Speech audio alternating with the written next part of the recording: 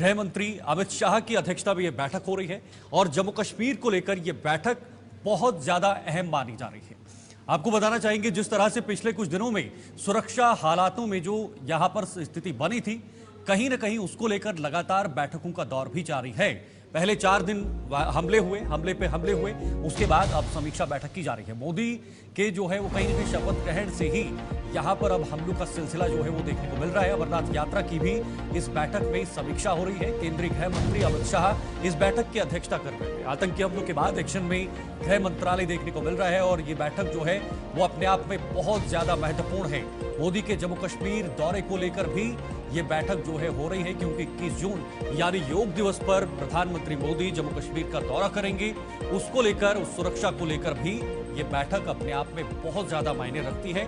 और इससे पहले भी जो 4 दिन लगातार हमले देखे गए, कहीं ना कहीं जम्मू संभाग के अंदर, चाहे वो डोडा का इलाका हो, कठुआ का इलाका हो या फिर जो रियासी का इलाका हो, जहां से हमले शुरू हुए थे, जिसमें हमारे 9 लोगों की जान चली गई थी और 40 से ज्यादा लोग इसमें घायल हुए थे। उसके बाद एक तनातनी बन गई थी, एक तनाव का माहौल जम्मू कश्मीर के अंदर पैदा हो गया था। पहले आप अक्सर कश्मीर से जो है इस तरह की वारदातों को सुनते होंगे, ऐसी घटनाएं सुनते होंगे, लेकिन अब जम्मू संभाग भी इससे अछूता नहीं रहा है। और 1990 का जो दौर था, उस दौर की जैसी तस्वीर अब फिर से बनती हुई नजर आ रही है। हालांकि केंद्र सरकार ने यह साफ किया है कि 1990 का दौर जो है वापस नहीं आएगा। यहां पर आतंकवाद को लेकर एक नियंत्रण जो है वो किया गया है, आतंकवाद को खंगाला गया है। आतंकवाद से जुड़ी जो जड़ें कश्मीर के अंदर या जम्मू कश्मीर के अंदर पैदा हुई थी, उन जड़ों को काटने का काम केंद्र सरकार द्वारा किया गया है, ये दावा किया जा रहा है 370 हटने के बाद। लेकिन जिस तरह से ये हमले हुए हैं, उससे ये फिर से कहीं न कहीं ऐसा अंदेशा है कि क्या आतंकवाद फिर से उसी तकनीक के साथ, क्या आतंकवाद फिर से उसी स्ट्रैटेजी के साथ वापस जम्मू के अंदर पनपने की कोशिश कर रही है और खास तौर पर उन लोगों पर हमले कर रही है जो आम लोग हैं, अनजान लोग हैं और जो बाहरी लोग, बाहरी राज्यों के लोग यहां पर, चाहे वो काम के चलते आए हों या मजदूरी के चलते आए हों या फिर यहां दर्शनों के चलते आए हों, उन पर हमले करने की कोशिश की जा रही है। इसका नमूना रियासी में देखा गया और अब जाकर सर्च ऑपरेशन भी जारी है। तो कश्मीर को लेकर यह बड़ी बैठक, सुरक्षा व्यवस्था पर, अब आतंकवाद पर नकेल कसने की कोशिश की जाएगी। इससे पहले 4 दिन में 4 हमले हुए थे और डोडा के इलाके में 4 आतंकवादियों के डोडा पुलिस ने स्केच भी जारी किए हैं। ऐसा यह बताया जा रहा है कि यही आतंकवादी हो सकता है कि एक जगह से दूसरी जगह जा रहे हो या इन्हीं का एक गिरोह है जो लगातार जम्मू संभाग में जो है अलग अलग जिलों में जाकर हमलों को अंजाम दे रहे हैं। हालांकि 2 दिन से जरूर हमले की कोई खबर सामने नहीं आई है, लेकिन मूवमेंट जो है वो देखी जा रही है। अलग अलग जगहों पर आतंकवादियों को जो है वो किसी भेष में देखा जा रहा है। तो डोडा में 2 अटैक हुए थे जिसमें 6 जवान घायल हुए थे। हमलों के बाद रेड अलर्ट कर दिया है और आज की ये बैठक अपने आप में बहुत ज्यादा महत्वपूर्ण। केंद्रीय गृह मंत्री अमित शाह इस बैठक की अध्यक्षता कर रहे हैं। वहां पर एनएसए अजीत डोभाल भी इस बैठक में शामिल हैं। जम्मू कश्मीर के लेफ्टिनेंट गवर्नर भी इस बैठक में हिस्सा ले रहे हैं और इसके अलावा तमाम जितनी भी हमारे देश की सर्वोच्च सुरक्षा एजेंसियां हैं, वो सुरक्षा एजेंसियों के बड़े बड़े जो अधिकारी हैं, जो उनके प्रमुख हैं, वो भी इस बैठक में हिस्सा ले रहे हैं। और जम्मू कश्मीर की ताज़ा हालात, जो स्थिति इस वक्त बनी हुई है, उसको लेकर यहाँ पर विचार विमर्श जो है वो किया जा रहा है कि आखिर कैसे आतंकवाद को जवाब देना है, उस पर जवाबी कार्रवाई करनी है, क्योंकि आगामी यहाँ पर अमरनाथ यात्रा भी 29 जून से शुरू होनी है। ऐसे में एक बहुत बड़ा सिक्योरिटी थ्रेट और कहीं ना कहीं एक बहुत बड़ा चैलेंज भी जम्मू कश्मीर प्रशासन के सामने होगा कि कैसे पिछली बार की जो संख्या थी अमरनाथ यात्रियों की, वो काफी ज्यादा बढ़ गई थी। क्या इस बार ये संख्या बढ़ेगी? क्योंकि कहीं ना कहीं अमरनाथ यात्रियों से पहले यहां पर ये 4 हमले दर्शाता है कि कहीं ना कहीं इस तरफ भी आतंकवाद ये जताने की कोशिश कर रहा है कि जो टूरिज्म या पर्यटन लगातार पिछले कुछ सालों से बढ़ रहा है, श्रद्धालुओं का आंकड़ा बढ़ रहा है, उसमें कमी देखने को मिले। ये भी एक कहीं ना कहीं रणनीति, सोची समझी रणनीति हो सकती है।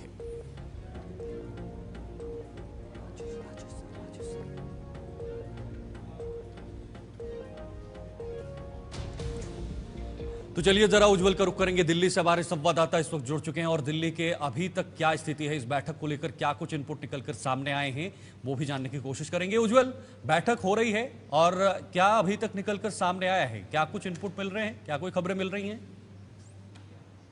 बिल्कुल ठीक शीतल, देखिए जम्मू कश्मीर में जिस तरीके से आतंकवाद जो है अपने पैर पसारता हुआ एक बार फिर से दिखाई दे रहा है, तो उस आतंकवाद पर कड़ा प्रहार करने के लिए राजधानी दिल्ली में बैठकों का दौर जो है वो देखने को मिल रहा है। अगर आप देखेंगे, इससे पहले तो प्रधानमंत्री नरेंद्र मोदी ने खुद जो शिव खोड़ी से जो बस आ रही थी श्रद्धालुओं की, उनके ऊपर जो आतंकी हमला हुआ था उस पर जो है वो अमित शाह से, जो कि गृह मंत्री है, उनसे बातचीत की थी। और उस बातचीत के बाद जो है अमित शाह ने एक शुक्रवार को एक बैठक भी ली थी, समीक्षा की थी उस बैठक की, और उसमें देखा था कि किस तरीके से आगे के कदम उठाए जा सकते हैं। इसके बाद अगर आप आज भी देखेंगे, आज 16 जून है, आज के दिन बहुत महत्वपूर्ण बैठक जो कि राजधानी दिल्ली में नॉर्थ ब्लॉक है, जहां पर गृह मंत्री का कार्यालय है, जहां पर मंत्रालय है, वहां पर जो है तकरीबन 11 बजे के आसपास मीटिंग शुरू हुई है। उस मीटिंग में देखिए केंद्रीय गृह मंत्री अमित शाह खुद मौजूद हैं, और इसके साथ साथ जम्मू कश्मीर के जो उपराज्यपाल है मनोज सिन्हा, वो इस बैठक में पहुंचे हैं। इसके साथ एनएसए अजीत डोवाल वो इस बैठक में पहुंचे हैं। गृह सचिव इस बैठक में है। इसके साथ आईबी के जो प्रमुख हैं वो इस बैठक में है, रॉ के प्रमुख इस बैठक में है, एनआईए के डीजी जो हैं वो इस बैठक में पहुंचे हैं, और सभी अर्धसैनिक बलों के जो डीजी हैं वो भी इस बैठक में पहुंचे। इन तरह की बैठकों का आकलन करना बहुत मुश्किल होता है, क्योंकि ये सुरक्षा से जुड़ी होती हैं। ऐसे में इस बैठकों का आकलन करना थोड़ा मुश्किल रहता है, लेकिन कुछ पहलू, कुछ बिंदु जो है वो पहले से ही तय हैं कि आने वाले समय में अमरनाथ यात्रा हो सकती है, उसको लेकर चर्चा होगी। जो अभी ताजा स्थिति जम्मू कश्मीर के अंदर है उसको लेकर यह बातचीत हो सकती है। इन्फिल्ट्रेशन जो लगातार हो रही है, घुसपैठ बढ़ रहे हैं, उसको लेकर हमें हमारे बॉर्डर्स को कैसे और भी सुरक्षित करना है, उसको लेकर यह बैठक होगी। ये तमाम बिंदु है, लेकिन क्या इस बैठक में कुछ ऐसा भी फैसला लिया जा सकता है जो कुछ अलग हो, जो कुछ परे हो, जैसे सर्जिकल स्ट्राइक का फैसला लिया गया था? बिल्कुल, देखिए शीतल, अगर इस बैठक की बात करेंगे तो फिलहाल मेरे को नहीं लगता कि इस बैठक में जो है वो सिक्योरिटी को लेकर जो है वो सर्जिकल स्ट्राइक जैसे आपने कहा कि उस चीज का कोई फैसला लिया जा सकता है, क्योंकि वो कैबिनेट सिक्योरिटी की बैठक में जो है वो फैसला लिया जाता है। और उस बैठक के अंदर देखिए खुद जो है वो प्रधानमंत्री जो है वो मौजूद रहते हैं, वो देखते हैं कि क्या आगे के जो कदम है वो किए जाने चाहिए। लेकिन देखिए पूरा एक रोड मैप जो है वो तैयार किया जा सकता है, और घुसपैठ को किस तरीके से रोकी जा सकती है उस पर भी एक मसौदा जो है वो तैयार किया जा सकता है। रॉ के प्रमुख और साथ ही आईबी के जो प्रमुख हैं वो अपनी इंटेलिजेंस की जो रिपोर्ट है वो जो है केंद्रीय गृह मंत्री अमित शाह को दिखाएंगे। और इसके साथ देखिए 29 जून को जो श्री अमरनाथ, ठीक है उज्जवल, बने रहिएगा। फिलहाल आतंकियों के सफाई का प्लान जो है वो तैयार कर लिया गया है। आतंकवाद पर बड़े प्रहार की तैयारी तेज हो गई है। क्या वाकई में बड़ा प्रहार देखने को मिलेगा? जम्मू से आतंकियों के सफाई पर बिग प्लान, और दिल्ली में इसकी स्ट्रेटजी तैयार की जा रही है। दिल्ली में अमित शाह की हाई लेवल मीटिंग हो रही है। बैठक में जम्मू कश्मीर के उपराज्यपाल, गृह सचिव भी शामिल है, एनएसए डोभाल और रॉ चीफ भी इस बैठक में शामिल हो रहे हैं। आईबी और रॉ चीफ ने गृह मंत्री को तमाम जानकारियां भी यहां से दी हैं। बढ़ती आतंकी घटनाओं पर भी चर्चा हो रही है। जैसे हमने पहले कहा, अमरनाथ यात्रा जो 29 जून से शुरू होनी है उसकी सुरक्षा को लेकर भी विचार विमर्श किया जा रहा है, और क्योंकि वो भी एक बहुत बड़ी चुनौती है, संख्या बहुत ज्यादा रहती है। पिछली बार भी ये संख्या काफी ज्यादा हुई थी, और हर नागरिक, हर आम व्यक्ति की सुरक्षा को कैसे उसकी सुरक्षा की जाए, वो भी एक अपने आप में एक बहुत बड़ा चैलेंज रहने वाला है इस बार प्रशासन के सामने, क्योंकि चुनौतियां आई हैं, हमले हुए हैं। तो फिलहाल गृह मंत्री ने पीएम मोदी से भी बातचीत की थी, जो पिछली सोमवार को बैठक हुई थी, अहम मीटिंग हुई थी। उसमें पूरी जानकारी जो है वो प्रधानमंत्री मोदी तक पहुंचाई गई थी, और 13 जून को पीएम मोदी ने भी इस पर बैठक की थी। यानी उन्होंने भी इस बैठक पर जो है वो संज्ञान लिया था।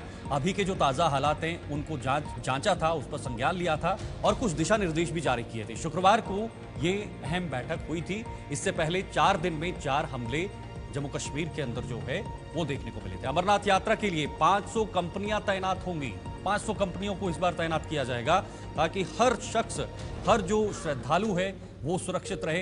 हालांकि हर शख्स को, हर श्रद्धालु को सुरक्षा देना भी मुमकिन नहीं है, लेकिन कुल मिलाकर यहां पर कोशिश होगी कि कैसे अमरनाथ यात्रियों को जो है उनके बचाव में या फिर उनकी सुरक्षा में हमेशा सतर्क रहने की एक कोशिश जो है वो रहेगी। तो 500 कंपनियां यहां पर तैनात होंगी, और 29 जून से अमरनाथ यात्रा भी शुरू होनी है। उससे पहले भी फिलहाल यहां पर पूरी तरह से सुरक्षा बल चाक चौबंद है, क्योंकि 4 दिन जब हमले हुए तो ऐसे में कहीं ना कहीं जो अमरनाथ यात्रा और अभी के बीच जो दिन बचे हुए हैं उसमें कोई बड़ा हमला ना हो, कोई घटना ना हो, किसी भी प्रकार का कोई बड़ा यहाँ पर हादसा ना हो कि आम लोगों को कोई दिक्कत हो, आम लोगों की कोई इसमें कहीं ना कहीं इसमें शामिल हो। तो ऐसे में ये बैठक बहुत ज़्यादा महत्वपूर्ण, कुछ ही पलों के अंदर ये बैठक जब संपन्न होगी तो एक दर एक परत खुलती जाएगी, तस्वीर साफ होगी कि इस बैठक में क्या कुछ फैसले लिए गए और आने वाले समय में किस तरह के कदम जो हैं वो उठाए जाएंगे।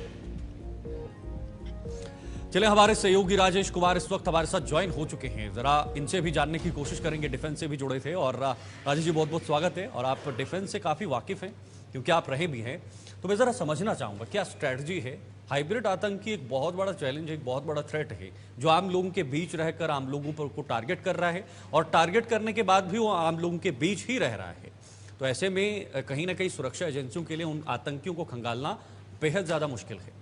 बिल्कुल शीतल, पॉइंट दर पॉइंट हम चीज़ों को अगर समझने की कोशिश करते हैं तो हमें हाइब्रिड मिलिटेंसी से पहले ये समझना होगा कि वो OGW कौन हैं जो हमारे बीच में हैं, जिन्हें हम पहचान नहीं पा रहे हैं। जी, क्या कारण है कि OGW अभी भी सुरक्षा बलों की पकड़ से बाहर हैं। स्लीपर सेल्स जो लगातार आतंकियों की मदद कर रहे हैं, जो उनकी मूवमेंट में मदद कर रहे हैं, जो हथियार पहुंचाने में मदद कर रहे हैं, क्यों हम उन तक नहीं पहुंच पा रहे हैं। इन दोनों के नेटवर्क को जब तक सुरक्षा बल भेदेंगे नहीं, उसको तोड़ेंगे नहीं, तब तक जम्मू कश्मीर से मिलिटेंसी को खत्म करना मुश्किल है। एक चीज और, हाइब्रिड मिलिटेंसी की आपने बात की, ये बड़ा अहम पॉइंट है क्योंकि एक वक्त था, 90 का वो दौर था शीतल, जब आतंकी पठानी सूट पहन के आते थे, लंबी लंबी दाढ़ी होती थी और हाथ में उनके हथियार होते थे। लेकिन अब चीजें बदल चुकी हैं। आज आतंकी जीन्स पैंट पहनता है, टी शर्ट पहनता है, और आतंकी जब उसे हमला करना है हमला करता है, और फिर हथियार छुपाकर वो आम जनता के बीच घुल मिल जाता है। और उसके बाद वो ऐसा बन के निकलता है कि सुरक्षा बलों के सामने से भी वो निकल जाए तो शक नहीं होगा कि ये कुछ आतंकी है या आम सिविलियन है। इसको भी सुरक्षा बलों को अब डिकोड करना होगा। तो क्या सिक्योरिटी एजेंसीज तक इसकी कोई भनक नहीं लगती है? मैं वहां इसी पर थोड़ा सा सुधारना होगा। बिल्कुल, मैं इसी पॉइंट पे आ रहा हूं शीतल। जिस चीज पे बात बहुत जरूरी है कि एक मुखबिर हुआ करते थे, वो 90 का दौर था, 2000 का दौर था, जब जम्मू कश्मीर में मिलिटेंसी पीक पर थी। तो उस वक्त हर गांव में 1 या 2 मुखबिर पुलिस के होते थे, सेना के होते थे। अब वो सूचनाएं देते थे, जैसे कोई बाहरी आया, पाकिस्तानी आया, या दूसरे गांव तीसरे गांव से भी इस गांव में कोई आया है, तो वो पहली सूचना जाके पुलिस थाने में पहुंचती थी कि हमने यहां पर एक मूवमेंट देखी है। बिल्कुल। क्या वो चीजें आज हो रही हैं? मुझे नहीं लगता कि वो चीजें हो रही हैं, क्योंकि अगर वो चीजें हो रही होती तो इतना आसान नहीं होता कि रियासी में आकर कोई अटैक कर रहा है और डोडा तक जाकर कोई अटैक कर रहा है और पुंछ में अटैक हो रहे हैं। और वो एक चीज बड़ी कॉमन सी है इनमें। एक छोटी सी बात समझना चाहूंगा आपसे। एक आतंकवाद जब घुसपैठ करता है, जब वो अंदर सीमा के अंदर घुसता है, तो कहीं ना कहीं जरूर है कि वो आम लोगों के बीच भी निकलता होगा। उसकी जरूरतें भी हैं कि सारी जरूरतें तो वो पाकिस्तान से लेकर आएगा नहीं, यहाँ की जरूरतें वो पूरी करेगा, चाहे उसका पानी का मामला हो या बाकी छोटी छोटी चीजें हैं जो बुनियादी चीजें हैं। तो क्या वो जब आम लोगों के बीच आता है तो क्या उसकी कोई भनक ही नहीं लगती आम लोगों में कि ये कौन हो सकता है, ये हमारे इलाके का नहीं है, ये कोई अलग सा व्यक्ति दिख रहा है? क्या उस तरह से भी ये चीजें जो हैं वो सुरक्षा एजेंसियों तक नहीं पहुंच पाती हैं? 2-3 चीजें इसमें बहुत अहम है। 2 पॉइंट से इस चीजों को हम शीतल समझने की कोशिश करेंगे। एक कि अगर वो व्यक्ति गांव में पहुंच रहा है, आम पब्लिक के बीच पहुंच रहा है, तो पब्लिक क्यों उसकी इंफॉर्मेशन जो है सुरक्षा बलों को नहीं दे रही है? ठीक है, यहां पर पॉइंट खड़े हो जाते हैं कि क्या पुलिस का जो मुखबिर तंत्र था, क्या वो कमजोर हो चुका है? दूसरा पॉइंट इसी से जुड़ता हुआ कि हो सकता है कि वो आम जनता के बीच नहीं जा रहा है, वो जंगल टू जंगल मूवमेंट कर रहा है। लेकिन जब वो जंगल टू जंगल मूवमेंट कर रहा है तो वो जंगल के बीच रास्ते कौन दिखा रहा है?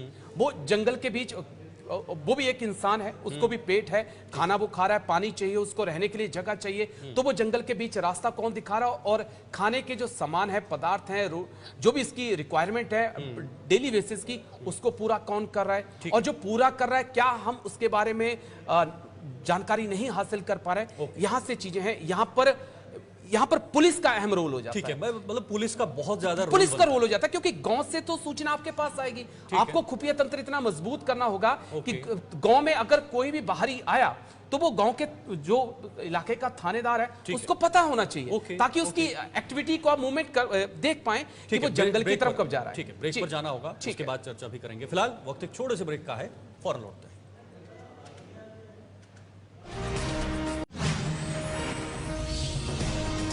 हर शख्स में आज मोबाइल फोन है, सोशल मीडिया है, लेकिन उसके बावजूद भी हम इन चीजों को जो है वो अपने पुलिस या फिर सुरक्षा एजेंसियों तक पहुंचाने में नाकाम क्यों रह रहे हैं? क्या यहाँ पर पुलिस का रोल, जैसे इन्होंने कहा कि बहुत ज़्यादा बढ़ता है, क्या उनका जो तंत्र है, मुखबिर तंत्र है, जो जिन्हें सूत्र कहते हैं, सोर्सेज कहते हैं, क्या उसमें थोड़ी सी यहाँ पर ढिलाई देखने को मिल रही है? नतीजन ये बड़े बड़े हमले हो रहे हैं। वापस राजेश कुमार जी के पास चलेंगे और इनसे महत्वपूर्ण जानकारियाँ भी लेने की कोशिश करेंगे। राजेश, जिस तरह से आपने तंत्रों की बात की, सोर्सेज की बात की, क्या वाकई में पुलिस, आज के सोशल मीडिया ज़माने में कोई चीज़ छुपती नहीं है, लेकिन उसके बावजूद भी हम देख रहे हैं कि एक आतंकवादी आ रहा है और वो हमले कर रहा है, उसके बाद फिर से गायब हो रहा है, फिर से आप लोगों के बीच जा रहा है, तो क्या इस चीज़ को, इस तंत्र को जो है वो और मजबूत करने की ज़रूरत है? देखिए, सोशल मीडिया की बात शीतल आपने की, मैंने एक मेजर चेंज अब देख रहा हूं पिछले 2-3 सालों में। आपको वो याद होगा, एक पोस्टर बॉय था बुरहान बानी, उसकी तस्वीरें वायरल हुई थी, तमाम वीडियो वायरल हो रहे थे, लेकिन अब क्या आप वैसे वीडियो, वैसी तस्वीरें आप देख पा रहे हैं सोशल मीडिया पर? आप नहीं देख पा रहे हैं। इसका मतलब है कि स्ट्रेटजी में पाकिस्तान ने बदलाव किया है। पहले होता था कि आतंकी मोबाइल फोन का इस्तेमाल करते थे, आप उन्हें ट्रेस कर सकते थे, वो जिस जगह पे जा रहे हैं, किसके साथ बातचीत कर रहे हैं, उसे आप ट्रेस कर सकते थे, उनकी बातचीत को आप डिकोड कर सकते थे। लेकिन अब ऐसी चीजें मेरी नजर में नहीं आ रही है। मैं जो चीजें पा रहा हूं, मुझे सवाल यही होता है कि हम इतना सशक्त हो चुके हैं टेक्नोलॉजी के रूप में, क्योंकि हर जगह आपने कहा कि ट्रेस कर सकते हैं जी, तो जितना हम आगे बढ़ रहे हैं तो इतना ये चीजें पीछे क्यों जा रही हैं? मैं वही उसी पॉइंट पे आ रहा था शीतल की। एक पॉइंट और बढ़ाया मैं कि अब आतंकी क्या मोबाइल से हटकर सैटेलाइट फोन का इस्तेमाल कर रहे हैं, और सैटेलाइट फोन में इंटरफेयर करना, वो क्या बातचीत हो रही है इंटरसेप्ट करना, उसको शीतल बहुत मुश्किल है। और मुश्किल उस वक्त, मुसीबत जो है, मुश्किल जो उस वक्त डबल हो जाती है जब आतंकियों को चाइना के सैटेलाइट फोन मिल रहे हों। क्या एक चाइना की मदद से ये नेटवर्क काम कर रहा है, जिसके पास सैटेलाइट फोन है, और जिस कारण जो है हमारे सुरक्षा बल जो है वो उनकी बातचीत को डिकोड नहीं कर पा रहे हैं, उनकी मूवमेंट को डिकोड नहीं कर पा रहे। एक मेजर चेंज ये हमने पिछले 3-4 साल के अंदर देखा है। दूसरा एक चीज जो और है, वो गोरिल्ला वॉरफेयर में इस वक्त जो आतंकी हैं वो महारत हासिल कर चुके हैं। उनकी जो ट्रेनिंग है वो पाकिस्तान की कमांडो सेंटर में हो रही है, वो उन लोगों को ट्रेनिंग दे रहे हैं, और उसका असर हमने देखा। जो पुंछ में आतंकी हमले हुए उसको देखें, रियासी में आतंकी हमला हुआ उसको देखें, डोडा में आतंकी हमला हुआ, तो सब में एक सिमिलर चीज क्या है? सिमिलर चीज ये है कि वो आएंगे, अटैक करेंगे और उसके बाद जंगल में भाग जाएंगे।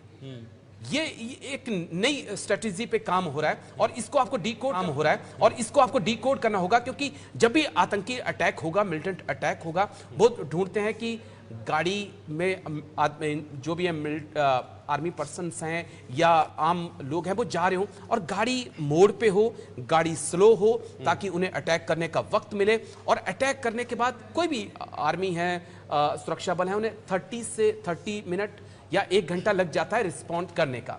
इस बीच वो वहां से गायब हो जाते हैं, लेकिन वो जा कहां रहे हैं? ठीक है, एक और छोटी सी चीज है, जैसे आपने कहा कि वो आते हैं, हमला करके जंगल में चले जाते हैं, छिप जाते हैं, वो सैटेलाइट फोन का अगर इस्तेमाल कर रहे हैं तो उन्हें ट्रेस करना मुश्किल हो जाता है। लेकिन जिसके साथ वो संपर्क में, चाहे वो हमारे देश के अंदर लोग बैठे हों जो उनको संरक्षण कर रहे हैं, जिन्हें OGWs भी कहा जाता है, तो क्या उनके पास भी सैटेलाइट फोन ही या इस तरह के यंत्र उनके पास भी होते होंगे, या फिर नॉर्मल फोन? फिर अगर उनके पास नॉर्मल फोन से अगर वो उनके साथ संपर्क साधते हैं तो क्या उन्हें भी ट्रेस किया जा सकता है? बिल्कुल, मैं दोनों तरफ ये ऑप्शन बनता है। देखो शीतल, मैंने आपसे पहले वही चीज कही कि गांव में कोई एक गांव के अंदर किसी एक की मूवमेंट जो है संदिग्ध है, वो शाम होते ही वो गायब हो जाता है। वो दुकान से हर हफ्ते या हर 2 दिन पे 1000 रुपए का सामान खरीद रहा है और फिर वो गायब हो जा रहा है। तो ये इंफॉर्मेशन पुलिस तक कौन पहुंचाएगा? पुलिस तक अगर इंफॉर्मेशन पहुंचती है, पुलिस उसके ऊपर निगरानी रखती है, तभी जाकर हम कह सकते हैं कि उसकी मूवमेंट को ट्रेस किया जा सकता है। तभी पता चल सकता है कि क्या वाकई में जो उसने 1000 रुपए का राशन खरीदा वो जाके मिलिटेंट को पहुंच रहा है। तो उसकी मूवमेंट को तो ट्रेस करना होगा, लेकिन उसको मूवमेंट को ट्रेस कौन करेगा? सुरक्षा बल ट्रेस करेंगे। उसके बारे में सूचना कौन देगा? वो गांव के लोग देंगे। तो हमें ग्राउंड जीरो के ऊपर शीतल उतरना होगा, ग्राउंड जीरो से चीजों को शुरू करना होगा, तब जाके जो है हम इस पूरी चेन को तोड़ सवाल रहेगा। 1990 के मुकाबले आज की जो OGWs हैं वो और भी ज्यादा स्ट्रांग हो गए हैं, उनकी प्रक्रिया और भी ज्यादा वो स्ट्रांग हो गई है, क्योंकि उस समय तकनीक नहीं थी, आज तकनीक है। तो क्या उस मुकाबले और भी ज्यादा इनकी संख्या में बढ़ोतरी हो गई है?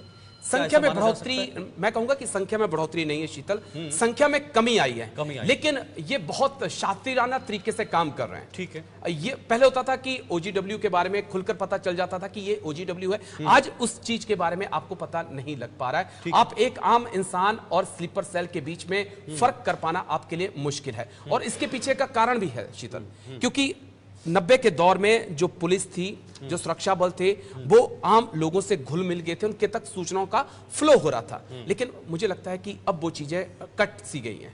इसी कुल कारण जो है, मिलाकर जी, लोकल पुलिस को और इस पर ध्यान देना होगा। लोकल नेटवर्किंग, जो गांव में जो नेटवर्किंग होती है, उस पे मुझे लगता है कि सुरक्षा बलों को, खासकर पुलिस को, बहुत ज्यादा ध्यान देने की ठीक है, जरूरत है। बहुत बहुत शुक्रिया राजेश हमारे साथ जुड़ने के लिए और तमाम जानकारी के लिए। राजेश हमारे साथ इस वक्त बने हुए थे, हमारे सहयोगी, जिन्होंने बड़ी बारीकी से सभी जानकारियां जो है वो हम तक पहुंचाई, आप तक पहुंचाई, किस तरह से ओजीडब्ल्यूज काम करते हैं, जो नया नेटवर्क यहाँ पर, जो आतंकवादी बार बार यहाँ पर पहुंच रहे हैं, घुसपैठ कर रहे हैं, वो कैसे अपने कार्यों को, अपने इस घटनाओं को जो है वो अंजाम देने में सफल हो रहे हैं। ये तमाम बारीक चीज़ें जो हैं इन्होंने समझाई हैं। फिलहाल आगे बढ़ेंगे। अब जरा हमारे जो इस वक्त मेहमान हैं वो और जुड़े हैं। दो मेहमान आपकी स्क्रीन पर हैं। कर्नल जितेंद्र सिंह चौहान जी हैं, रक्षा विशेषज्ञ, हमारे साथ जुड़ चुके हैं, और डॉक्टर राम श्रीवास्तव जी हैं, विदेश मामलों के जानकार, वो भी फिलहाल हमारे साथ बने हुए हैं। दोनों का बहुत बहुत स्वागत हमारे साथ जुड़ने के लिए। राम श्रीवास्तव जी, आप ही से शुरुआत करना चाहूंगा। अभी मीटिंग चल रही है, गृह मंत्री अमित शाह की अगुवाई में ये मीटिंग चल रही है। हालांकि मैं बार बार इस बात का जिक्र कर रहा हूं कि जो बिंदु पहले से ही तय थे, अमरनाथ यात्रा हो, बाकी छोटी छोटी चीजें हों, क्या उस पर चर्चा होगी, सामान्य तरीके से चर्चा होगी, क्योंकि अमरनाथ यात्रा है, तो ऐसे में कोई बड़ा कदम नहीं उठाया जाएगा, या फैसला कुछ हटकर सामने निकल कर आएगा? राम श्रीवास्तव। देखिए, कदम तो उठाना पड़ेगा। वो बड़ा है या छोटा है या स्पेसिफिक है, ये समय बताएगा, क्योंकि आज की स्थिति और आज से कुछ साल पहले की स्थिति में काफी अंतर आ गया है।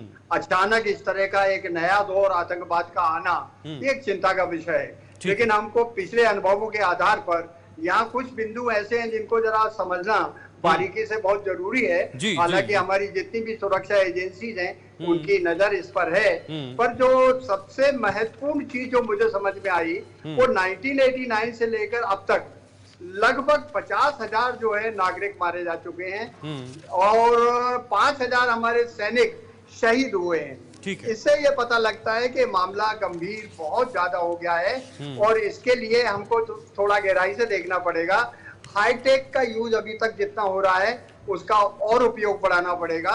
उदाहरण के लिए अभी जितने भी हमारे संदिग्ध आतंकवादी और उनके परिवार के लोग हैं जिनको राष्ट्रीय सुरक्षा नियम के अंतर्गत हमने जेल में बंद कर रखा है, उन की हमको फेस रिकॉग्निशन सॉफ्टवेयर से रिकॉर्डिंग करना पड़ेगा, बहुत जरूरी है। दूसरा जो मेरा अपना विचार है वो विचार ये है कि जितने भी धार्मिक स्थल हैं, चाहे वो मंदिर हो या मस्जिद हो या गुरुद्वारा हो या चर्च हो, जितने भी हैं वहां पर सीसीटीवी कैमरे अनिवार्य रूप से लगाना चाहिए और उनका कंट्रोल जो है पुलिस रूम में होना चाहिए। और ना केवल इतना, जिस तरह से किसी लॉज में या होटल में लोग ठहरते हैं वहां ठहरने वाले लोगों की आइडेंटिटी स्पेसिफाइड होना चाहिए। ये बहुत जरूरी है, क्यों आतंकवादी किसी घर में शरण नहीं लेते, ये धार्मिक स्थानों पर ही अक्सर छुपा करते हैं। फिर एक बात और है जो कि अपने आप में कुछ मायने रखती है कि देखिए वहाँ एक जो संचार का मीडिया है, ये इलेक्ट्रॉनिक्स तो है ही, पर इसके अलावा man to man, human to human जो कम्युनिकेशन अगर होने की संभावना है तो वो है वहाँ के टैक्सी के ग्रुपों का। क्योंकि मुझे अपना अनुभव याद है, जम्मू से अगर हम टैक्सी लेकर जाते हैं श्रीनगर तक, तो श्रीनगर से आगे वो टैक्सी नहीं जा सकती है, दूसरी टैक्सी जाती है। हम अपनी निजी कार नहीं ले जा सकते, उन लोगों का इतना संगठन है, अगर आप उस टैक्सी को आप सोनवर्ग नहीं ले जा सकते हैं। तो इनका जो गठबंधन है उस पर थोड़ा नजर डालना चाहिए, क्योंकि अभी हमारे जितने भी मुखबिर हैं या पर्यटक हैं या दूसरे लोग हैं जो जानकारी दे सकते हैं, तो उनको सबसे दिक्कत आती है कश्मीरी भाषा हमको समझ में नहीं आती। तो कश्मीरी भाषा का उपयोग हमारे सैनिकों को, हमारे जो अधिकारी हैं, जैसे कई अधिकारी IAS IPS वहां पहुंच जाते हैं, उनको लोकल लैंग्वेज जब तक नहीं आएगी वो नहीं समझ पाएंगे।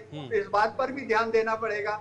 तो मतलब डॉक्टर राम श्रीवास्तव जी, जो भी पैंतरा आजमाया जा सकता है उसका खूब तरीके से इस्तेमाल किया जा रहा है। जी बिल्कुल किया जा रहा है, लेकिन इसको व्यापक पैमाने पर तो करना पड़ेगा। देखिए, फेस रिकॉग्निशन सॉफ्टवेयर के द्वारा जहां जो जिन इलाकों में सबसे ज्यादा आतंकी घटनाएं हो रही हैं, वहां के जितने भी नागरिक हैं, सबका जो है डेटा हमको इकट्ठा करना ही चाहिए। एक बार ये मुहिम कर दी, इसका साइकोलॉजिकल असर पड़ेगा। और एक और मेरा सुझाव है, इसको अंत करने के लिए सदा के लिए 2 बिंदु हैं। एक तो पाकिस्तान का सोर्स हमको आगे पीछे किसी न किसी रूप से बंद करना पड़ेगा। दूसरा ये है कि सोशल साइंस का उपयोग करके हमको इन जगहों में जाकर इस बात का पता लगाना चाहिए अभी तक जितने भी आतंकवादी पैदा हुए हैं कहाँ आए, उनके किनके संपर्क रहे हैं, उनकी आज क्या स्थिति है, उनके परिवार की क्या स्थिति है। और उनका जब तक साइकोलॉजिकल इंटरेक्शन उनसे हमारा नहीं होगा, उनको ये आत्मविश्वास नहीं होगा कि हम भारत के नागरिक हैं या सुरक्षित हैं या कोई भेदभाव नहीं है। अभी तक जो कुछ भी हो गया है उसको भूलिए, आइए राष्ट्र के निर्माण में हम लगे। ये कुल मिलाकर हथियार से ज्यादा, राम श्रीवास्तव जी, हथियार से ज्यादा उनको मानसिक रूप से प्रताड़ना जो है वो बेहद ज्यादा जरूरी है, ताकि मानसिक दबाव उन पर पड़े। जी जी बिल्कुल सही बोला आपने, क्योंकि उनका विश्वास जीतना हमारा बहुत आवश्यक हो गया है। लेकिन यहाँ जो सबसे बड़ी परेशानी आ रही है, राजनीतिक स्वार्थ वाले लोग जो है बीच में आ रहे हैं। आज पूरे कश्मीर में 18 ऐसी जो बड़ी बड़ी ऑर्गेनाइजेशन हैं, उद्योग धंधे हैं, जिनके की जो धन संपदा विदेशों में है, वो राजनीति में आकर उनको उकसाते रहते हैं। तो एक नियम बना देना चाहिए कि पाकिस्तान को हम दुश्मन देश डिक्लेयर कर दें, उसका पक्ष लेने वाले लोगों को देशद्रोही करें, और न केवल इतना ये भी कर दें। कहीं कहीं राम श्रीवास्तव जी अब विरोध की आवाजें भी उठती हुई नजर आ रही हैं कश्मीर से, कहीं कहीं पर लोग विरोध भी कर रहे हैं। लेकिन उनकी हालत वही है जो किसी जमाने में चंबल के डाकुओं के साथ वहां के ग्रामीणों की थी। चंबल के डाकू क्यों पनप रहे थे? इसीलिए पनप रहे थे कि अगर वो उनको खाना वगैरह नहीं देते डाकुओं को तो मुश्किल होती, और इधर अगर पुलिस का दबाव भी था। लगभग 2 पार्टों के बीच में वहां के जो नागरिक हैं वो इस तरह से पिस रहे हैं, और उनकी सुरक्षा की पूरी जिम्मेदारी हमको लेना पड़ेगी। उनसे मानसिक रूप से उनको सहयोग देने के लिए हमको प्रेरित करना पड़ेगा। जब तक हम उनका दिल नहीं जीतेंगे, ठीक है सर, बड़ी समस्या बनी रहेगी। ठीक है, लौटूंगा आपके पास। कर्नल जितेंद्र सिंह चौहान जी भी हमारे साथ बने हुए हैं। कर्नल साहब, अभी राम श्रीवास्तव जी से पहले मेरे साथ जो मेरे सहयोगी थे उनसे भी बातचीत हो रही थी इसी मुद्दे को लेकर कि आखिर स्थानीय पुलिस का कितना बड़ा रोल बनता है, उनके जो सोर्सेज हैं, उनका जो खुफिया तंत्र होता है उसका कितना बड़ा रोल है। खास तौर पर जो आतंकवादी घुस रहे हैं उनके कोई इनपुट नहीं मिल रहे हैं, सुरक्षा एजेंसियों तक उनके कोई इनपुट नहीं पहुंच पा रहे हैं, और नतीजा हमें जो है वो हमले के रूप में देखना पड़ता है। तो मैं इस प्रक्रिया को ज़रा समझना चाहूँगा। ये जो खुफिया एजेंसी की जो प्रक्रिया होती है, क्या जो आतंकवाद है वो अपने पूरी तरीके से अपनी जो स्ट्रैटेजी बनाई है उसमें कामयाब होते हुए नज़र आ रहा है, और हमारे जो खुफिया तंत्र है, आज जो सुरक्षा एजेंसियाँ हैं, वो इसमें जो है वो असफलता उनके हाथ लगी है? पहली चीज जो राजेश जी ने बताया था, सही, बहुत वैलिड पॉइंट उन्होंने दिए थे, मैं भी उस टाइम सुन रहा था। कुछ चीज आपको समझनी पड़ेगी, ठीक है, क्योंकि अभी 370 हटने के बाद हमारा कंप्लीट जो फोकस था वो कश्मीर रीजन के ऊपर था, ना कि जम्मू रीजन के ऊपर। शायद एक छोटी सी गलती हुई है। और दूसरी चीज आप देखिए, रियासी इंसिडेंट को लेके देखिए, रियासी को इससे पहले जो पिछला इंसिडेंट हुआ था वो 2012 में हुआ था। तो 2012 के बाद अब जाके 9 जून को इंसिडेंट हुआ, ठीक है, इस चीज को समझना चाहिए। तो एक तरह से क्या हो रहा था, ये मान के लोग चल बैठे थे कि टोटल हमें मिलिटेंसी जो है वैली रीजन के अंदर है, कश्मीर रीजन में, और वहां पे टोटल। तो इस बागेन में क्या हुआ, वहां आपका नेटवर्क बड़ा स्ट्रांग हो गया, जो इन्फिल्ट्रेशन था उसको आपने रोक लिया, OGW का नेटवर्क आपने खत्म कर दिया, और क्या हुआ, लोकल पॉपुलेशन को बहुत हद तक आपने अपनी तरफ कर लिया। तो मतलब हम इस भ्रम में चले गए कि अब आतंकवाद कश्मीर के अंदर खत्म हो रहा है, एक्टिविटीज कम हो रही हैं, तो ऐसे में अब कोई आतंकवादी जम्मू कश्मीर के अंदर नहीं घुसेंगे, ये एक थोड़ी सी कमी रह गई। नहीं शीतल जी, मैं वहीं आ रहा हूँ। अगर आप देखिए साउथ ऑफ पीर पंजाल की टेरेन देखिए, साउथ ऑफ पीर पंजाल की टेरेन मिलिटेंसी के लिए सबसे आइडियल टेरेन है। जितना आपको नेचुरल गुफाएं मिलेंगी, सब कुछ मिलेगा, हाई रीचेस मिलेंगे, जंगल मिलेंगे, जो एक मिलिटेंसी का होता है, जो आइडियल है। अभी हुआ क्या है इस बीच के अंदर, आप इन्फिल्ट्रेशन पैटर्न भी देखेंगे और मिलिटेंट का जो पैटर्न देखेंगे, लोकल मिलिटेंट कम हो गए हैं और पाकिस्तानी मिलिटेंट ज्यादा है। तो ये सारे जो मिलिटेंट जो अभी अटैक कर रहे हैं ये बाहर से आ रहे हैं, पहली चीज। दूसरी चीज क्या हो रही है, जो अभी साउथ ऑफ पीर पंजाल देखेंगे, जो बॉर्डर है आपका, आईबी भी है, एलसी भी है। आईबी एलसी का मतलब बीएसएफ के अंडर भी है और आर्मी के अंडर भी है। अभी इन्फिल्ट्रेशन की मैक्सिमम रिपोर्ट्स कहाँ से आ रही हैं आपकी? हीरानगर, सांबा, पुंछ, राजौरी, ठीक है। तो दोनों का मिक्स है। तो ये चीज हुआ। और दूसरा क्या, वेपन की सप्लाई। अभी देखिए सिविल ड्रेस के अंदर कोई आता है, उसको नहीं पहचान सकते मिलिटेंट है कौन नहीं है, ठीक है। तो वेपन की सप्लाई का जो दूसरा तरीका पाकिस्तान ने ढूंढा, वो ड्रोन के थ्रू सप्लाई शुरू कर दी उन्होंने। तो इसको जब तक नहीं हम लोग एड्रेस करेंगे, और नेटवर्क जैसे कि कश्मीर रीजन के अंदर हमारा स्ट्रांग था, वही नेटवर्क हमको लाना पड़ेगा साउथ ऑफ कश्मीर भी। ठीक है। भले ही आपको नॉर्मलसी लग रही हो, लेकिन नॉर्मलसी नहीं। एक चीज और शीतल जी कहना चाहता हूँ, आप डेट को समझने की कोशिश कीजिए। ठीक है। ये 9 जून को अटैक हुआ है, सियासी अटैक। और 9 जून को क्या था, पीएम की ओथ सेरेमनी भी थी। ठीक है। एक तरह से उन्होंने टाइमिंग सेट किया है, एक चैलेंज किया है आपको कि देखिए हम अब स्ट्राइक कर रहे हैं। और तो मतलब हम कह सकते हैं कर्नल साहब, हम कह सकते हैं कि ज्यादा दिन पहले का प्लान नहीं बनाया हुआ था, क्योंकि ओथ की डेट पहले 8 थी, फिर 9 थी। तो मतलब तुरंत प्रभाव से इस प्लान को बनाया गया है कि यहाँ पर जाके हमला करना है या इस तरह से गतिविधि को अंजाम देना है। देखिए ऐसा जो अटैक होता है तो डेट्स नहीं डिसाइड करते, एरिया एंड पैटर्न डिसाइड कर लेते हैं। डेट्स को कंसिडराइज करते, बंदे पहले आ चुके होते हैं, सब कुछ उनका सेटअप तैयार है। उनको पता है कि ये रास्ते यहाँ पे हमने अटैक करना है, क्योंकि ये बसें सब डेली चल रही हैं। टाइमिंग उन्होंने उससे कोऑर्डिनेट किया, जो भी उनके हैंडलर हैं उसके डायरेक्शन के ऊपर किया पहली चीज, ठीक है। दूसरा एक चीज और हमें समझना चाहिए, शायद इनको पाकिस्तान के जो भी हैंडलर थे, उनको ये उम्मीद नहीं थी कि लोकसभा इलेक्शन के अंदर ऐसा टर्नआउट होगा, वोटर टर्नआउट। ठीक है। जब वो वोटर टर्नआउट हुआ तो वो इनके लिए चिंता का विषय बन गया, क्योंकि असेंबली इलेक्शन भी होने हैं, इस चीज का ध्यान रखना होगा।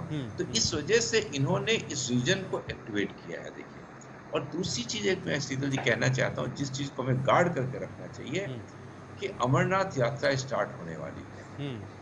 तो हो सकता है उनका ये भी एक प्लान हो कि आपका complete attention south of Pir Panjal की तरफ डाइवर्ट करके उनकी कोई मेजर अटैक प्लान कर रहे हो कश्मीर के अंदर। इसको आप रूल आउट नहीं कर सकते। कर्नल साहब, हम उन लोगों तक पहुंचने में असमर्थ क्यों हैं, जो लोग उनको छत्र छाया दे रहे हैं, जो लोग उनका संरक्षण कर रहे हैं, जो लोग उन तक मदद पहुंचाने की कोशिश कर रहे हैं? क्योंकि एक विदेशी आतंकवादी जब आता है तो उसको जब तक नहीं यहाँ के स्थानीय लोग उसकी मदद करेंगे, तब तक वो अपने इस तरह के कृत्यों को करने में बिल्कुल भी सफल नहीं हो पाएगा।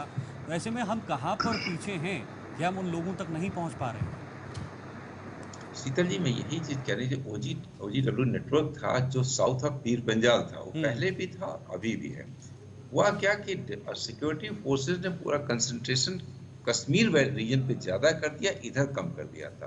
तो इस बीच क्या किया, इन्होंने अपना OGW नेटवर्क को भी स्ट्रॉन्ग किया। और दूसरी एक चीज मैं और कहना चाहता हूँ, जितने भी अटैक हुए अभी, चारों अटैक को देख लीजिए, ये सुसाइड अटैक नहीं थे, ये वेल प्लान्ड अटैक थे। और ये लोग सेल्फ सस्टेन जिस तरह से हैं, इसका मतलब इनकी लंबी प्लानिंग है कि अटैक कीजिए और जंगलों में छुप जाइए, फिर अगले अटैक की तैयारी कीजिए। जो आपने OGW की बात की है, ये भी एक सच है, जब तक आप OGW नेटवर्क को पूर्णतः खत्म नहीं करेंगे, तब तक ये थोड़ा सा मुश्किल होता है। तो OGW दो तरह के, स्थानीय पुलिस की कितनी भूमिका है? हाँ देखिए, स्थानीय पुलिस की बहुत बड़ी भूमिका है शीतल जी।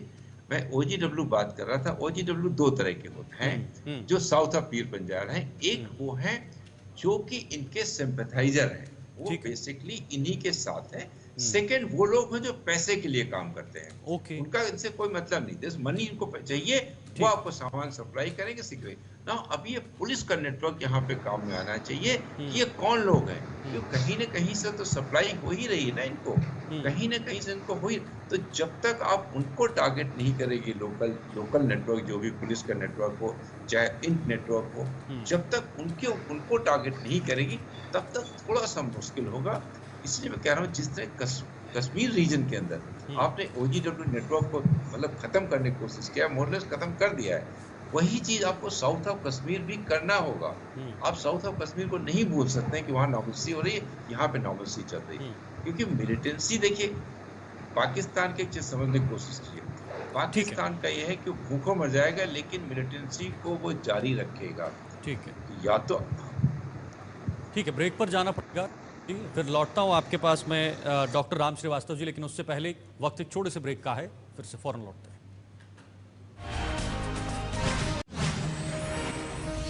पर बड़ी बैठक अभी भी जारी है। बड़ी जानकारी इस वक्त गृह सचिव भी इस बैठक में मौजूद हैं और कश्मीर को लेकर ये बैठक अभी भी फिलहाल जारी है। काफी समय से ये बैठक चल रही है और फिलहाल अभी ये बैठक चल रही है और आने वाले समय में कब तक ये बैठक होगी इस पर भी नजर रहेगी, क्योंकि इसमें कई सारे बड़े जो अधिकारी हैं वो शामिल हैं।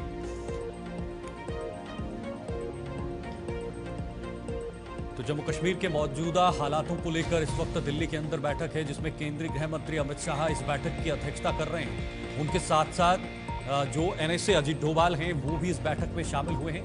यहाँ जम्मू कश्मीर के लेफ्टिनेंट गवर्नर मनोज सिन्हा भी इस बैठक में हिस्सा ले रहे हैं और इसके अलावा हमारी सुरक्षा एजेंसी जो सिक्योरिटीज हैं उसको लेकर भी उनके तमाम जो आला अधिकारी हैं वो भी इस बैठक में पहुंचे हुए हैं और वहां पर इस बैठक का हिस्सा बने हुए हैं। तो आतंकवाद पर एक बड़ा प्रहार भी हो सकता है, इस बैठक से ये भी अनुमान लगाए जा रहे हैं। और भी जैसे अमरनाथ की यात्रा हो या बाकी सुरक्षा का मामला हो, उसको लेकर भी इस बैठक में अहम फैसले लिए जा सकते हैं। इससे पहले भी पीएम मोदी के संज्ञान में ये बैठक हुई थी, उस दौरान भी सुरक्षा बलों को एक दिशा निर्देश जारी किए थे। उसमें कहा गया था कि आप जहां भी आतंकवाद को या फिर आतंकी को देखते हैं तो आप उसे जड़ से उखाड़ें, उसको उसी समय जो है ऊपर पहुंचाने का काम करें। हालांकि अभी भी कुछ आतंकी हमारे यहाँ जो है वो छिपे हुए हैं, चाहे वो कोडा के इलाके में हो, रियासी के इलाके में हो, कठवा के इलाके में हो या बाकी जो हमारे बॉर्डर से सटे इलाके हैं वहां पर और आतंकी होने की संभावनाएं हो सकती हैं। दोनों मेहमान हमारे साथ बने हुए हैं। डॉक्टर राम श्रीवास्तव जी, पहला सवाल ये रहेगा कि जैसे अभी हमारे जो कर्नल जितेंद्र सिंह जी थे वो बता रहे थे कि फ्रेश इन्फिल्ट्रेशन हो रही है और पाकिस्तान से यानी विदेशी आतंकवादी आ रहे हैं। किस देश से आ रहे हैं उस पर हम टिप्पणी नहीं करेंगे, लेकिन जो भी आतंकवादी बाहर से आ रहे हैं वो किस मंशा के साथ आ रहे हैं, किस एक नीति के साथ आ रहे हैं और क्या एक नई रणनीति उन्होंने तैयार की है कि हमें जाना है और आम लोगों को हिट करना है। जैसे कर्नल साहब ने कहा था कि बहुत बड़ी लंबी प्लानिंग उनकी हो सकती है, ये भी एक वजह है। निश्चित रूप से एक लंबी प्लानिंग है और यहाँ जैसा कर्नल साहब ने कहा था, जरा तारीखों पर थोड़ा ध्यान दीजिए। 9 जून को ही उन्होंने चुना था, क्यों चुना था और उन्होंने तीर्थ यात्री को टारगेट क्यों किया था। उसका टारगेट करने का मकसद यही था कि जिससे कि यहाँ आंतरिक जो है गड़बड़ हो जाए। एक धर्म विशेष के लोगों को उन्होंने निशाना बनाया तो वो भड़क जाए और यहाँ पर एक दंगे फसाद शुरू हो जाए, ये उनका एक उद्देश्य रहा होगा। और दूसरा जो है, अभी जो 21 जून को अंतर्राष्ट्रीय योग दिवस हो रहा है और हमारे प्रधानमंत्री इस प्रदेश में जाकर योगा का कार्यक्रम करने वाले हैं, ये तारीख मेरे हिसाब से बहुत महत्वपूर्ण है और इस पर हमको विशेष ध्यान देना पड़ेगा। देखिए, इंतजाम 2 तरह के होते हैं, एक तो स्थानीय होते हैं, लोकल होते हैं और तुरंत कार्रवाई के लिए होते हैं, लेकिन दूसरे दूरगामी होते हैं। दूरगामी में हम ये जानते हैं कि आतंकवादी कहाँ से आ रहे हैं, तो हमको उसके नट बोल्ट कसना पड़ेंगे और उसके नट बोल्ट कसने के लिए पहली चीज जो मेरे विचार में है वो ये है कि जो हमने पाकिस्तान के साथ वाटर ट्रीटी कर रखी है उसको रद्द कर देना चाहिए। हमको अपने हिस्से का पूरा पानी अपने यहाँ इस्तेमाल करना चाहिए। दूसरा काम ये करना चाहिए कि जो पाकिस्तानी फौजी अफसरों ने कंपनियां बना रखी हैं दुबई में और दूसरी जगह पर, उन कंपनियों को वो यहाँ से भारत से माल खरीदते हैं और पाकिस्तान में सप्लाई कर रहे हैं, उसको हमको रोकना चाहिए। ठीक है। तो एक ये जो व्यापार के चोर बाजार के द्वारा जो व्यापार हो रहा है, क्योंकि पाकिस्तान में इस समय न खाने का है न पीने का पानी है, अच्छी तरह से दवाइयां नहीं है, लेकिन विपुल मात्रा में भारत में बड़ी दवाइयां आज विदेशों में जाती हैं और वहां से जो है पाकिस्तान जा रही हैं। इसको हमको बंदिश लगाना पड़ेगा। कैसे लगाएंगे, क्या लगाएंगे, ये एक एग्जीक्यूशन का मामला है, इसके लिए एसओपी तैयार करना पड़ेगा। और निश्चित रूप से राम श्रीवास्तव जी, जब 2014 में प्रधानमंत्री मोदी ने शपथ ली थी तो उसी समय से एक जीरो टॉलरेंस की नीति या फिर यूं कहें तो आतंकवाद पर प्रहार करना शुरू हो गए थे, आतंकवाद पर नकेल कसी जा रही थी। 2019 के बाद से भी यही देखने को मिला। अब तीसरी बार शपथ ली है और क्या अब वक्त आ चुका है कि पाकिस्तान को बड़े लेवल पे उसको उसी तरीके का जवाब दिया जाए, जैसे आप कह रहे हैं जो व्यापारिक संबंध है उनको तोड़ा जाए, उन पर अब कहीं ना कहीं फैसला लेने का समय आ चुका है? बिल्कुल समय आ चुका है, लेकिन उसके पहले हमको हमारे देश में छुपे हुए जो पाकिस्तानी भक्त लोग हैं, जो उनके एक तरह से खाते हिंदुस्तान का गुणगान पाकिस्तान का करते हैं, उनको आइडेंटिफाई करके उसका सीधा तरीका है कि पाकिस्तान को दुश्मन देश डिक्लेयर करके, क्योंकि वो दुश्मन है, हम देख चुके हैं, हमारी 3 लड़ाइयां उससे हो चुकी हैं और अभी भी जो अपनी हरकतों से बाज नहीं आ रहा है। दुश्मन की और क्या परिभाषा होती है? रहा सवाल ये, अगर आप दुश्मन देश डिक्लेयर करके जो लोग उसकी सहानुभूति में बोलेंगे या कोई काम करेंगे, उनको राष्ट्रद्रोह के अपराध के अंदर बंद करना पड़ेगा। जहां तक अब्दुल्ला फैमिली का सवाल है, उनके ग्रैंडफादर भी अंदर रह चुके हैं, वो भी रह चुके हैं, और उन्होंने जो कुछ भी काम किया है ये अपने राजनीतिक स्वार्थ की पूर्ति के लिए किया है। तो इन लोगों पर जब तक आप नटबोल्ट नहीं कसेंगे, तब तक हमको ऑपरेशन करना पाकिस्तान के विरुद्ध ये एक अंतर्राष्ट्रीय मुद्दा है, और हकीकत में क्या करना है क्या नहीं करना ये बताने की चीज नहीं है। डिप्लोमेटिक लेवल पर हमको पूरी तरह से ये बातें उनको समझा देना चाहिए, अब आपका समय आ गया है, अब किसी भी कीमत में हिंदुस्तान इन्फिल्ट्रेशन आतंकवाद को सहन नहीं करेगा। उसके लिए जो आवश्यक कदम है हम करेंगे, क्योंकि हम 5000 सैनिक हो चुके हैं, 50,000 लोग आतंकवाद में मर चुके हैं, और कब तक हम लाशें ढोते रहेंगे? एक समय तो हमको ठहर कर सोचना करेगा, विचार करना पड़ेगा कि एक बार इसका 2-2 हाथ हो जाए, और इससे अच्छा समय नहीं है, क्योंकि इस समय पाकिस्तान की बहुत बुरी खस्ता हालत है। अगर हम इस समय कोई कठोर कदम उठाते हैं, आज जरा बोलकर तो देखिए हम कठोर कदम उठा रहे हैं, अभी मिनमिनाता हुआ चला आएगा।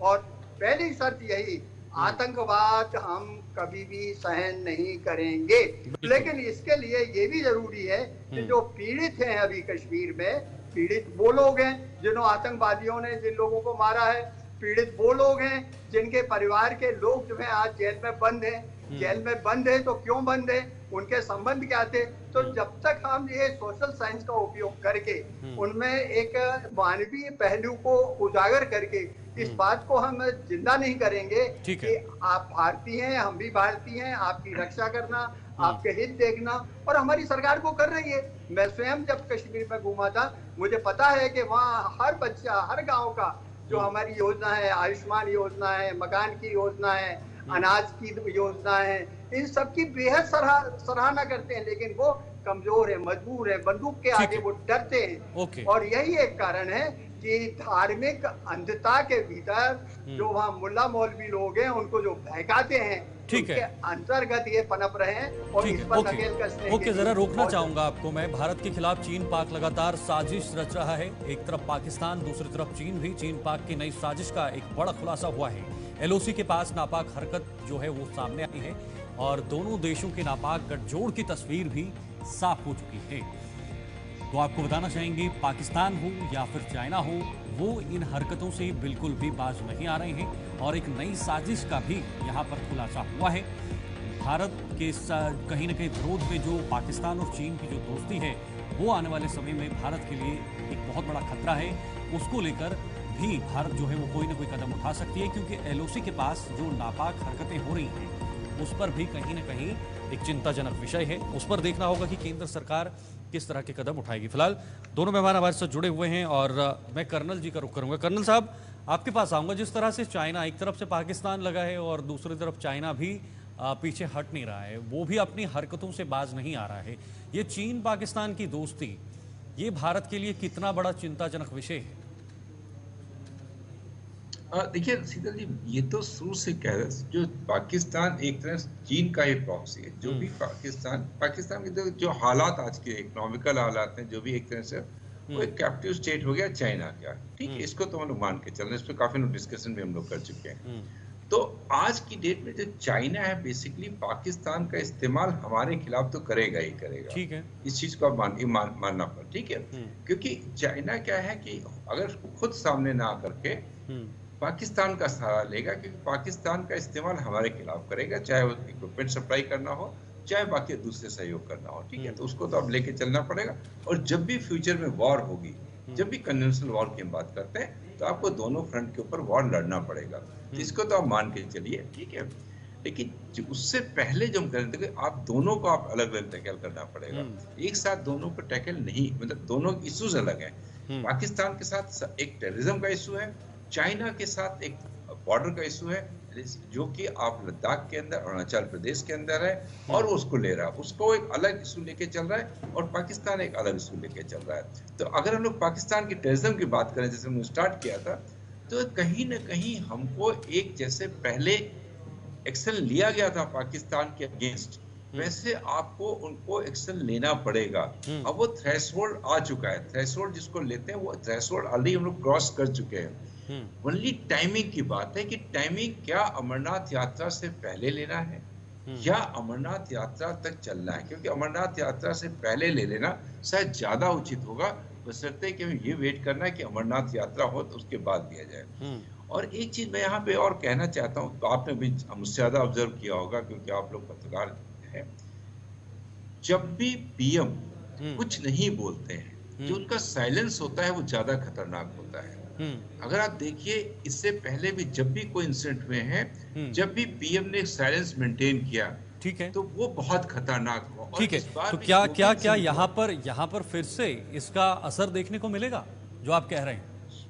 शीतल जी, यही मैं कहना चाहता हूँ कि ये पूरी पॉसिबिलिटी है, इसका कोई न कोई असर आपको जरूर देखने को मिलेगा। क्या सर्जिकल स्ट्राइक जैसा एक बार फिर से दौर वापस आएगा? क्या उस तरह से जवाब दिया जाएगा?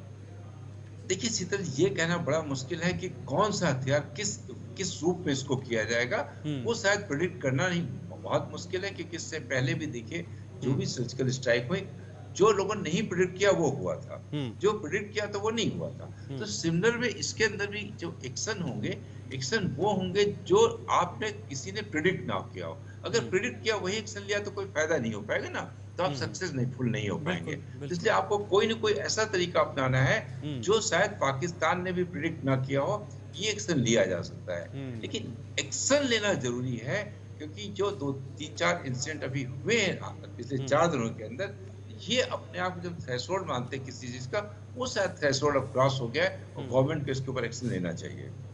ठीक है, वापस लौटूंगा मैं आपके पास डॉक्टर राम श्रीवास्तव जी, आखिरी जवाब लूंगा क्योंकि समय थोड़ा कम है। जिस तरह से कर्नल साहब ने कहा कि पीएम की चुप्पी यानी पीएम का जो साइलेंस मोड है वो एक बहुत बड़ा परिणाम लेकर आता है, क्या यहाँ पर भी देखा जा सकता है? क्योंकि अभी अभी सरकार भी बनी है तीसरी बार। बिल्कुल सही बोला है कर्नल साहब ने, मैं उसकी प्रशंसा करता हूँ इस ऑब्जर्वेशन की। और साथ में मैं ये सोचता हूँ कि अगर कुछ क्षण के लिए मैं अपने आप को पीएम मानूं और इस समस्या से निपटने के लिए क्या करूंगा मैं, तो सबसे पहले तो मैं अपनी ब्रह्मोस मिसाइलों को, एटॉमिक बम के इनके जो सेंटर्स हैं उनको उड़ाने की कोशिश करूंगा, उड़ा ही दूंगा। और उनको बता दूंगा कि इस मामले में अमेरिका भी साथ देगा, इस मामले में रशिया भी हमको मदद करता रहेगा। कोई भी नहीं चाहेगा कि पाकिस्तान के पास जो हमेशा बड़बड़ाता रहता है, जिनमें कोई दम नहीं है कि हमारे एटमी शस्त्र हैं, एटम बम है, वो खुश हो जाएंगे। उनका इंफ्रास्ट्रक्चर सबसे पहले मैं खत्म करूंगा और कह दूंगा ये आपका पनिशमेंट है इस बात का कि आप ये आतंकवादियों को बेच रहे हैं। तो क्या सामान्य रूप से अगर हम इस तरह का प्रहार करेंगे तो क्या इससे बड़े लेवल पे या जंग जैसा माहौल पैदा नहीं होगा? नहीं होगा, क्यों होगा? जब हम कहेंगे तुम हमारे यहाँ 5000 सैनिक मार चुके हो, जंग में और क्या होता है? आप कितनी और मानव हत्याएं करना चाहते हैं? आज इजराइल और उसके अंदर जो हमास के बीच में युद्ध हुआ है, 37,000 लोग मर गए हैं। तो हमारे यहाँ तो अभी तक 50,000 मर चुके हैं। उसकी लिस्ट अगर उनको चाहिए तो हम बता सकते हैं। कब तक हम अपना नरसंहार देखते रहेंगे? कब तक इस तरह की हालत को हम भुगतते रहेंगे? तो इसके लिए कुछ ना कुछ तो करना पड़ेगा। ठीक है, बहुत बहुत शुक्रिया हमारे साथ जुड़ने के लिए, समय देने के लिए और खास तौर पर बारीकी से हमारे दर्शकों को समझाने के लिए कि आखिर कैसे आतंकवाद को हम जम्मू कश्मीर से खत्म कर सकते हैं, कैसे उनकी कमर तोड़ी जा सकती है और जो जम्मू कश्मीर के अंदर आतंकवादियों को उनकी सहायता प्रदान करने में आगे रहते हैं उन लोगों पर नकेल कसी जा सकती है, ताकि आतंकवाद तक कोई भी सहायता ना पहुंचे, चाहे वो आर्थिक रूप से हो या बाकी अन्य चीज़ें हों। उसके बाद ही हम आतंकवादियों पर जो है वो नकेल कस सकते हैं। अभी के लिए फिलहाल इतना ही, मुझे दीजिए इजाज़त, नमस्कार।